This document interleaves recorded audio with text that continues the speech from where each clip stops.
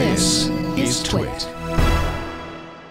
So let's start out with something probably only Google can do, and that is make the best map app for the iPhone, but also update that app so that the newest iOS version is basically indistinguishable from the Android version, which obviously Google also makes and prefers that you use, right? One of the big differences in apps that run on both iOS and Android, I always hear this from my friends, is that one always tends to be better than the other one. They don't look the same, they don't act the same, or they look and act differently enough so that if I were to say, use some of my favorite apps on an Android phone, maybe Jason Howell's like, hey, what do you think of Dropbox on the Android phone? I might say, oh, this is too unfamiliar. I don't like this. I don't like Android. I think that's where some of the animosity comes into play.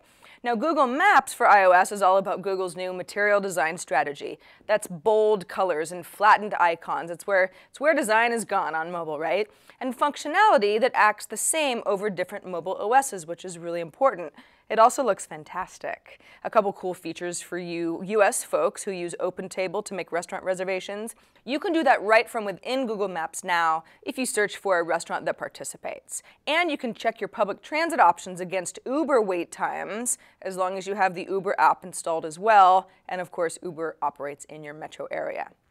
Okay, so Google Maps is better than ever on iOS and everybody should be using it. However, something very strange is going on in this latest version, and it happened to me. So look at my name when I'm logged in here to Google Maps. That's how I can, save certain locations for myself, work or home or destinations, that sort of thing.